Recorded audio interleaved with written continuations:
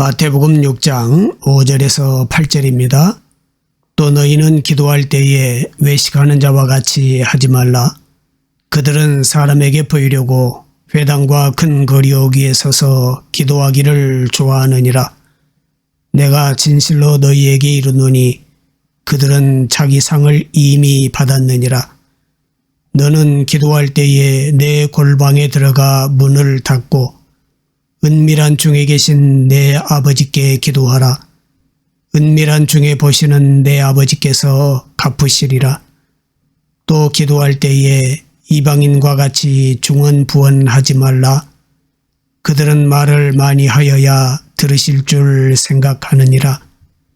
그러므로 그들을 본받지 말라. 구하기 전에 너희에게 있어야 할 것을 하나님 너희 아버지께서 아시느니라. 아멘. 성경은 기도의 사람들을 우리에게 보여주고 있습니다. 창세기 24장에 보면 엘리에셀이라는 사람이 이렇게 기도합니다. 그가 이르되 우리 주인 아브라함의 하나님 여호와여, 원하건대 오늘 나에게 순조롭게 만나게 하사 내 주인 아브라함에게 은혜를 베푸시옵소서. 이런 기도입니다.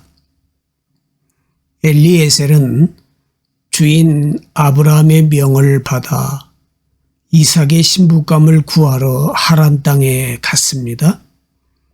그러나 막상 어디서부터 어떻게 해야 할지를 알 수가 없었습니다.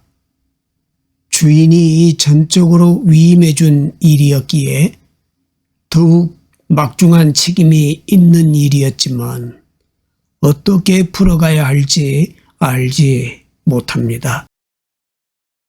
그때 엘리에셀이 선택한 것이 있지요. 기도입니다. 엘리에셀은 하나님께 기도를 시작합니다. 그런데 기도 가운데 독특한 고백이 있습니다. 개역 한글에서는 순적이라고 고백하고 있습니다. 엘리에셀은 기도하면서 순적이 만나게 해달라고 기도합니다. 왜 순적이라는 단어를 사용했을까요? 잘 풀리게 해달라는 뜻이었을까?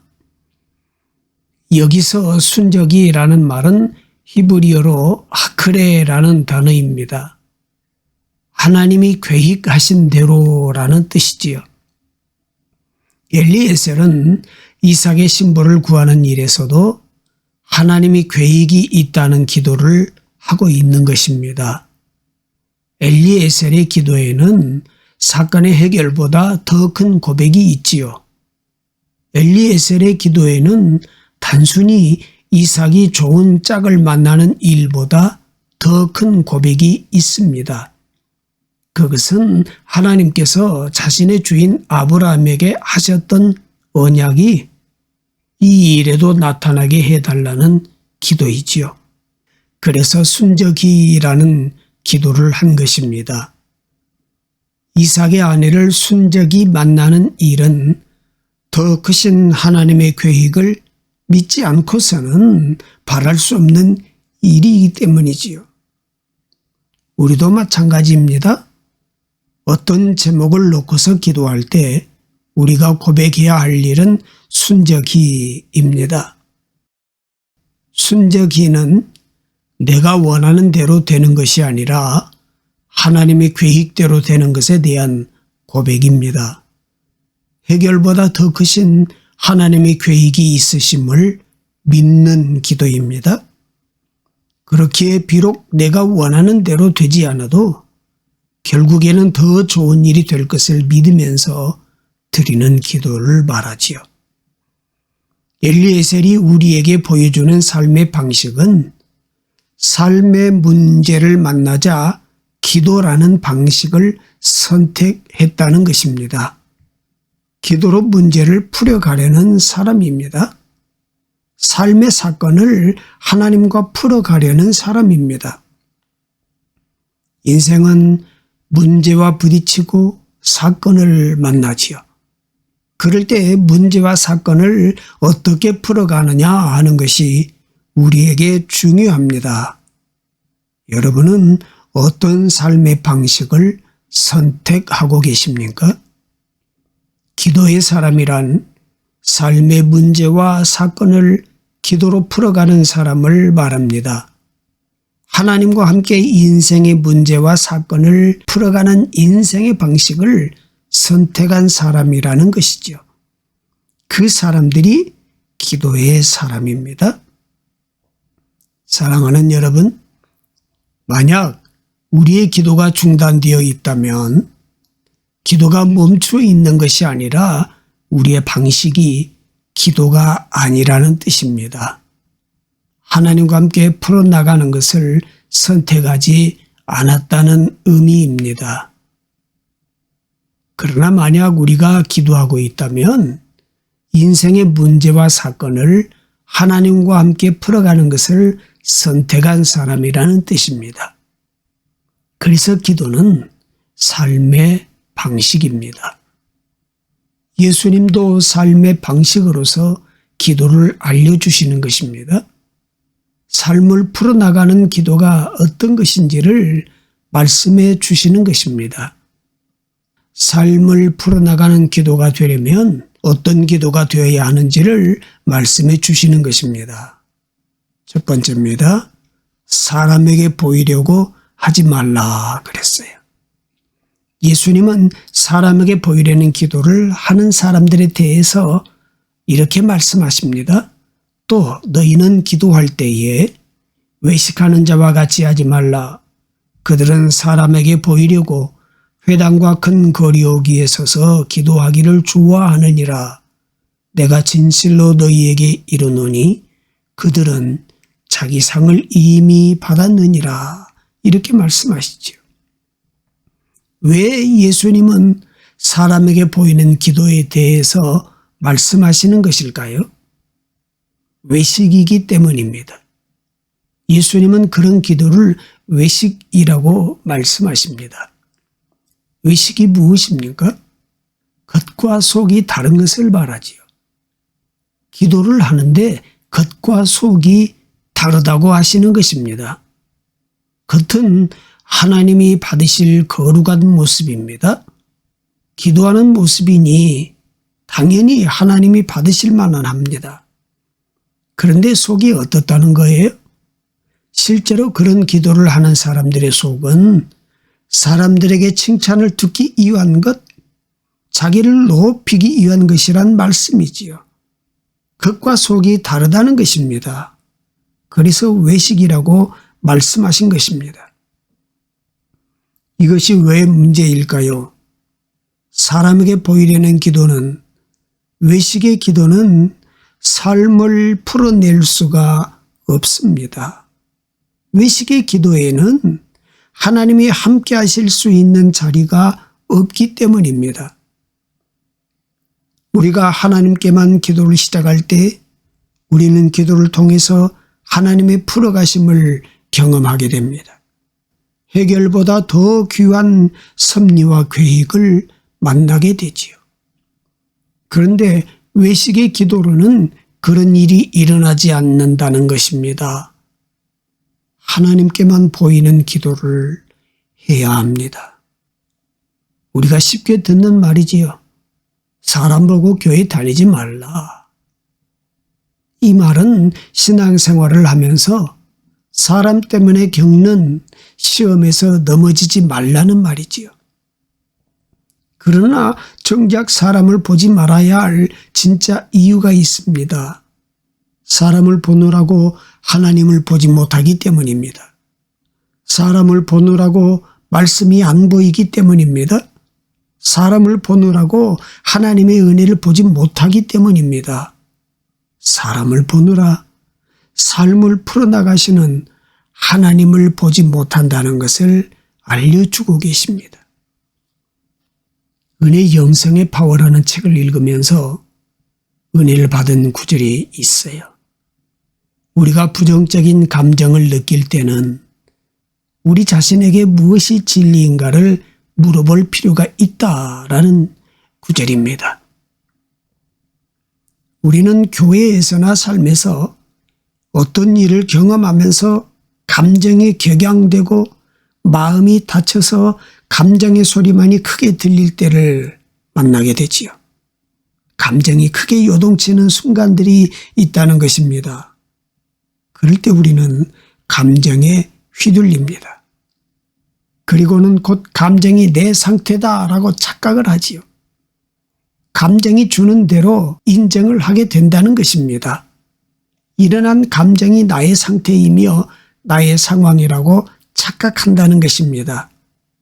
그러나 그렇지 않다는 거예요. 감정은 우리의 상태도 아니고 상황도 아닙니다. 감정에 속으면 안 된다는 것입니다. 그래서 감정 대신에 진리를 붙잡으라고 말합니다. 진리가 무엇입니까? 바로 우리를 있는 그대로 사랑하시는 하나님입니다. 있는 그대로 우리에게 은혜를 베풀어 주시는 하나님입니다. 진리를 붙잡을 때 감정은 사라집니다. 진리를 믿고 고백할 때 감정은 힘을 잃게 된다는 것입니다. 사랑하는 여러분, 감정은 사람에게 보이는 일입니다. 그러나 진리는 하나님이 보시는 자리입니다.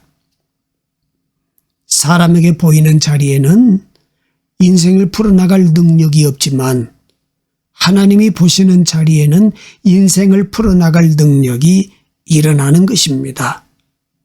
예수님은 우리에게 기도를 가르쳐 주시면서 가장 먼저 사람에게 보이려는 기도를 하지 말라 이렇게 말씀하십니다. 두 번째는 보이지 않는 기도를 세우라 말씀하셨어요. 보이는 기도가 있습니다. 사람들이 아는 기도입니다.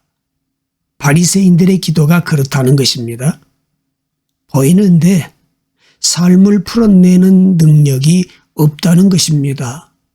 그에 반해서 예수님은 보이지 않는 기도에 대해서 이야기하십니다.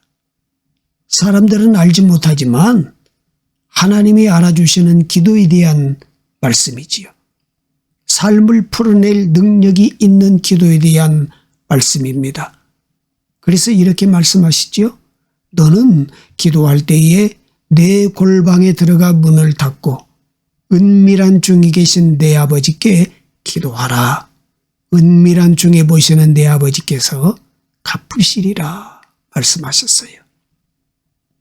먼저는 내 골방에 들어가 기도하라 그랬어요. 유대인들에게 골방은 숨겨진 방을 의미했다고 합니다. 오랜 시간 다른 나라의 침략을 받으면서 곡식을 숨겨놓을 비밀의 창고가 필요했던 유대인들이 몰래 만들어 놓은 방이라고 합니다. 골방은 비밀의 식량이 있는 곳입니다. 그런데 예수님은 그곳으로 들어가서 기도하라고 하시는 거예요. 사람들이 보는 길거리에서 기도하는 바리새인의 기도와는 반대로 예수님은 자신만이 아는 비밀의 방에서 기도하라고 하십니다. 말씀을 잘 보시면 내 골방이라고 되어 있어요. 다른 사람의 골방이 아니라 내 골방에 들어가서 기도하라는 것입니다. 왜입니까? 내 골방에서만 드려야 하는 기도가 있기 때문입니다. 내가 직접 드려야 할 기도가 있기 때문입니다. 남들은 해줄 수 없는 기도가 있기 때문입니다. 삶이 풀리는 기도의 영적인 기초에 대한 것을 말합니다. 회개이지요.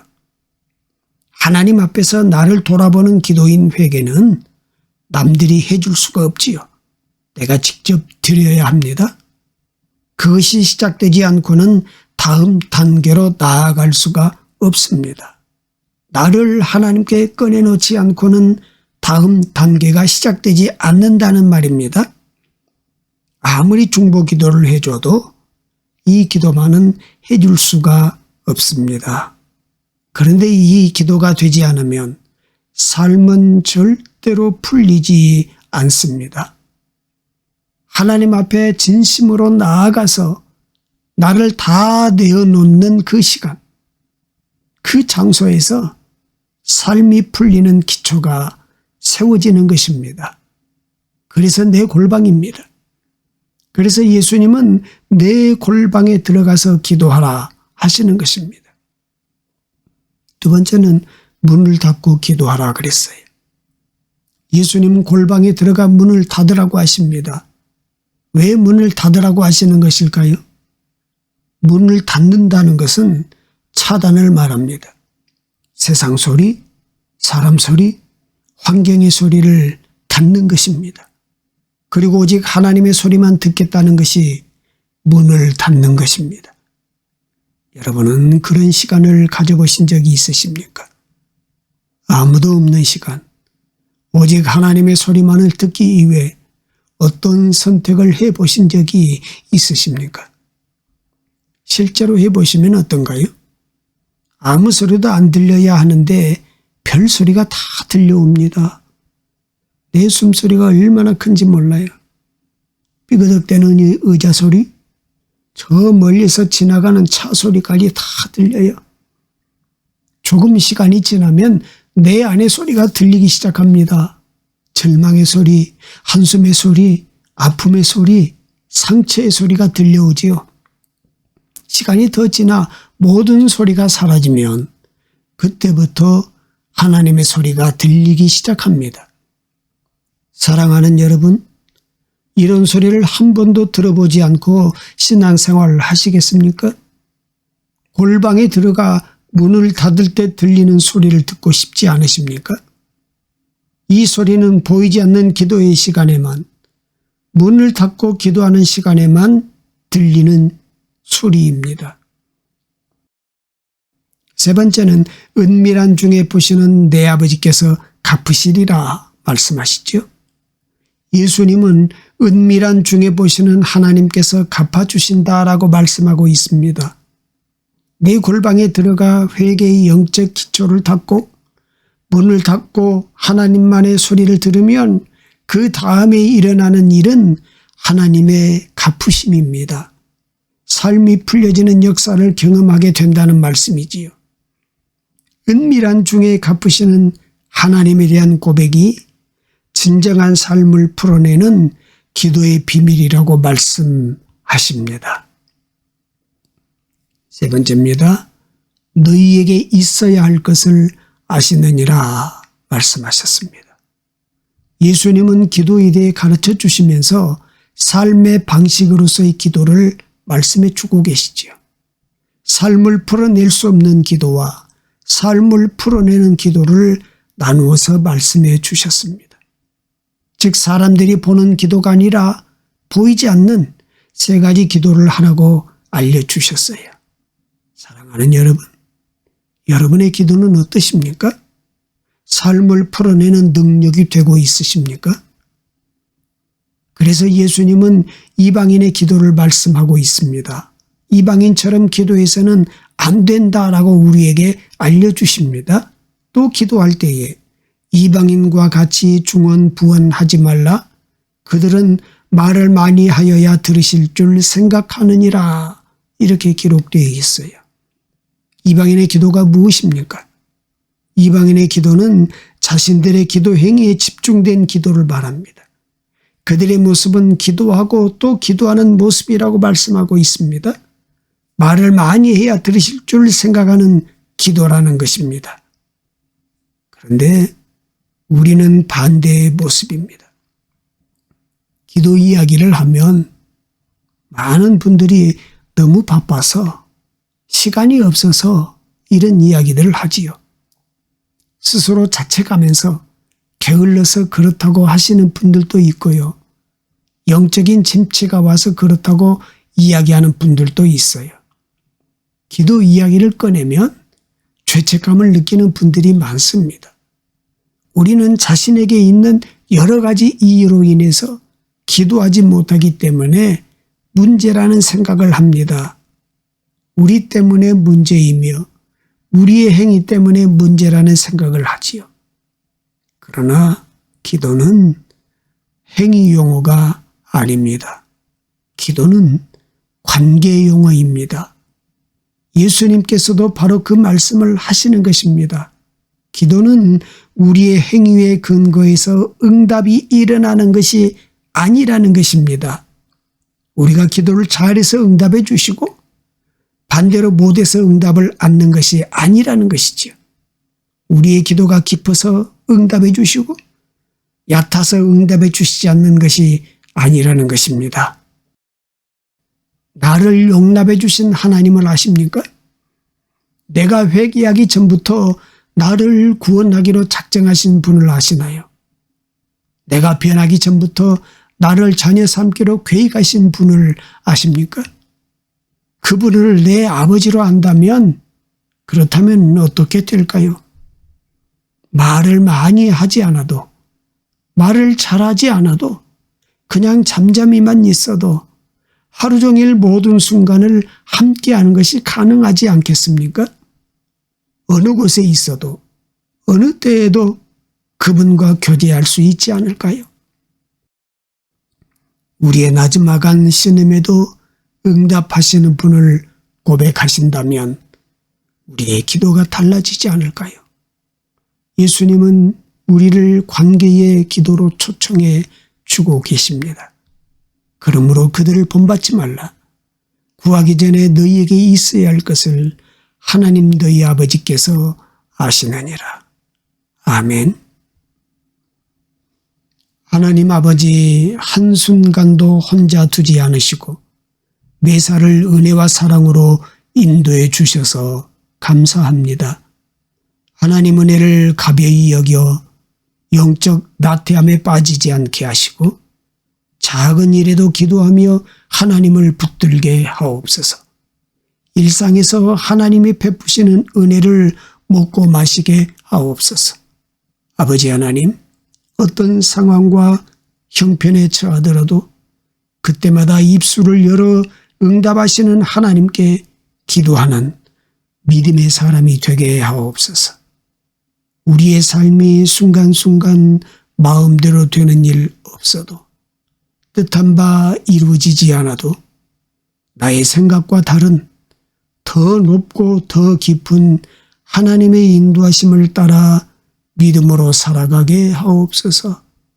우리가 주님께 아뢰을 때 우리 삶에 개입하여 주시고 만져주시고 풀어주셔서 모든 일을 하나님이 하셨다고 고백하는 삶이 되게 하옵소서. 우리를 사랑하시는 예수 그리스도의 이름으로 기도드립니다. 아멘.